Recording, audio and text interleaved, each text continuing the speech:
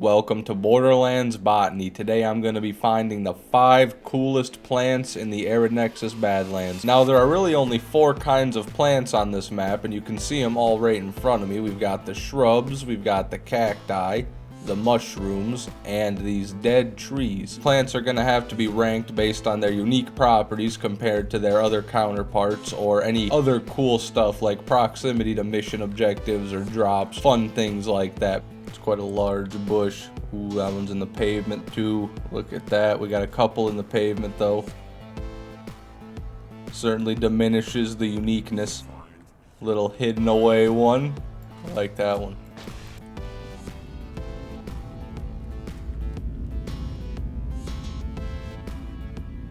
What was that horrifying sound? Number 5 is going to go to this shrub right here. Not only is it one of the biggest ones I've seen, but it's also right next to this cave, which spawns the only skag in this entire section of the map. So that makes it quite the unique bush indeed. It seems to be here to potentially conceal the skag or represent that something about this cave is meaningful, mayhaps. Number 4 is gonna go to this shrub right here. Also a very large shrub, but it's hard to tell because it's obscured by all of this rubble it's inside of. Quite an interesting place to put a bush if you ask me. I don't know why they would put a bush there. I don't think that's quite how they'd grow, especially since there is no sunlight here. This bush defies the odds. I mean, this bush is 100% worthy of number 4. This is number 3 on the list. We have the slag bush, the highest bush in the room. I can't believe this motherfucker's still growing. Defying the odds yet again, but in a much more extreme way. Not only does it not have sunlight thanks to this overhang,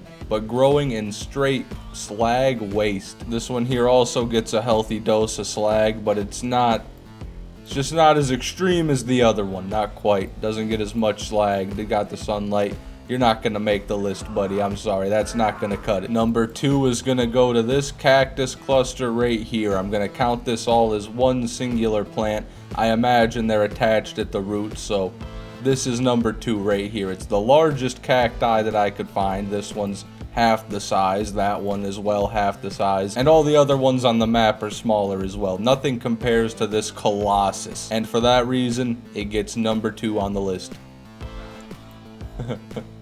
This bush is living in a house. I think I gotta swap number 4 with this one right here. Number 4 was the one in the mesh, you remember. This one right here, though, is growing inside of a house. It is a plant living in a house. You want to talk about extreme? You want to talk about lack of sunlight? This plant's got it. I mean, that is 100% worthy of number 4. So I'm going to swap number 4 for this bush right here that has its own damn house. And it's interesting, I just noticed this because number 1 is right next to it. Number 1 is this clump of mushrooms right here. Not only is it one of the best clumps of mushrooms, and by that I mean most well placed, right? You've got some sunlight, some shade. You've got every mushroom, even the tiny little mushroom, even the little guy, visible on the cluster. No meshing, that's good. But the main thing that gives this mushroom number 1 is its proximity to this post right here, because in Borderlands 1, a chest spawns here. And when I was a wee lad, my brother and I would farm this chest very often. We had no idea how to play the fucking game, so that's what we did to get loot, but it was a great time. So I've got a lot of fond memories of this location. This mushroom is right next to the location, plus all the previously listed reasons. That's why I'm gonna give it number 1 on our list of top 5 plants in the Arid Badlands.